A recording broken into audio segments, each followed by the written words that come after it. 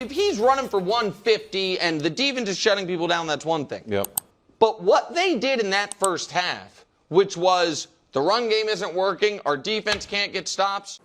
Sorry, guys, if I sound like this. I got sick over the weekend, so sorry about sounding like this. But this is why I can't stand highlight fans, because they'll say idiotic stuff like this where the defense couldn't get a stop. The reason the Eagles were able to win this game is because the defense were able to hold the Rams to field goals majority of the time in the red zone.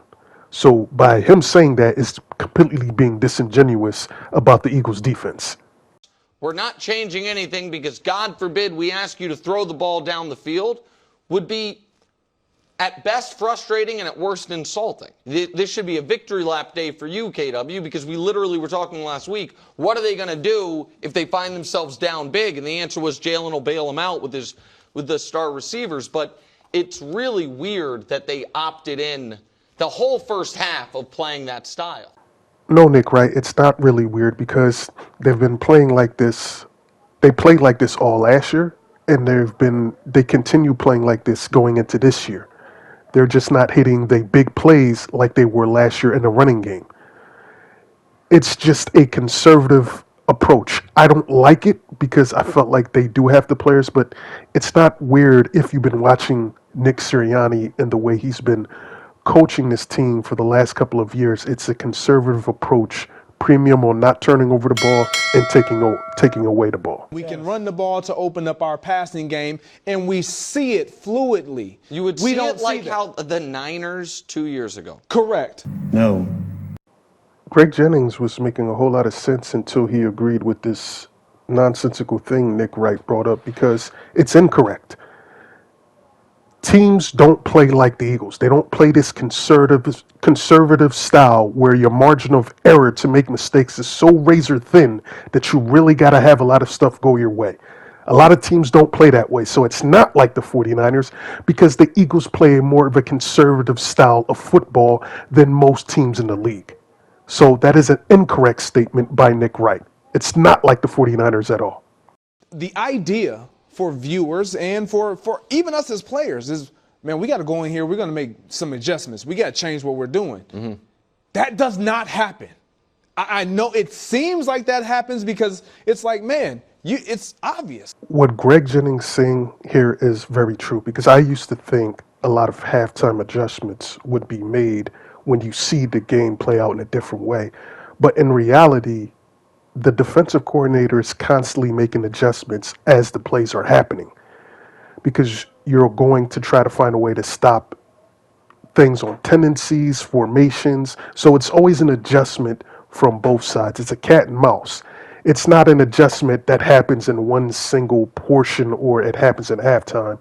Like he says, just go listen to Vic Fangio talk about it. He dispels that notion, and Peyton Manning. So it's not necessarily the way we thought. Well, in this game, at some point, which happened at halftime, you've had 8 pass plays, 4 completions, 22 offensive snaps, you're 4 consecutive 3-and-outs. It's not working. Here's where I disagree with Nick Jennings. It's not so much that it's not working. I felt like when you get up that big, it's human nature not to play the same aggressive style because you feel like you got the win. The Rams were up 26-7. They felt like the Eagles had no way of coming back, so you start to play differently than the intended game plan that you had that was working, which allows the other team to attack that weakness and take advantage of your conservative effort.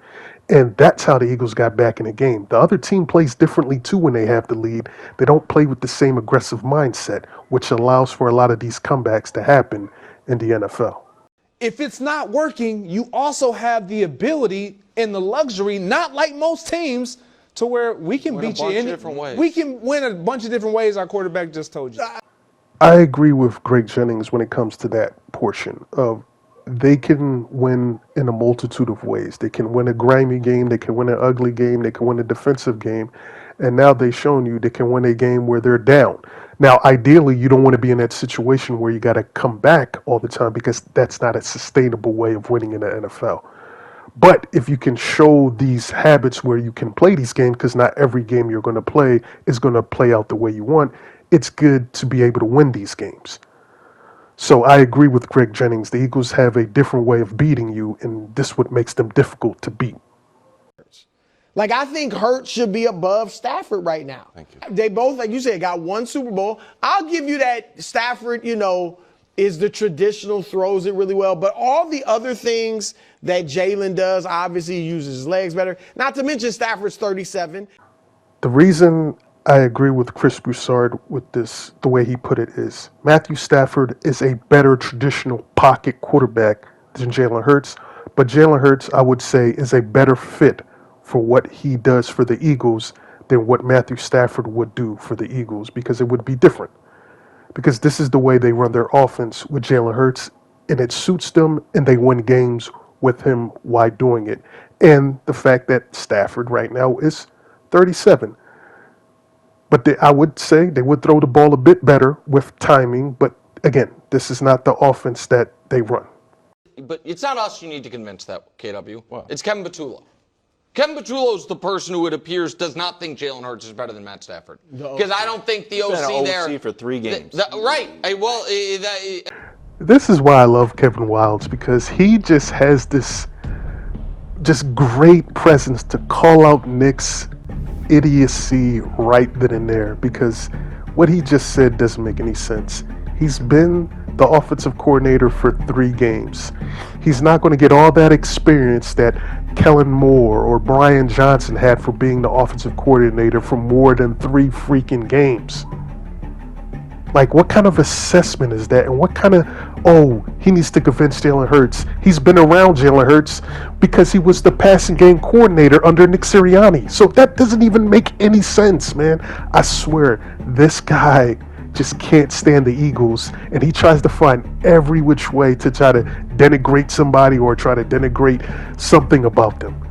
But I want to get your guys' thoughts in the comment section. Let me know what you think. This was more of a reaction breakdown. Hopefully you guys like these. I'll catch y'all next time.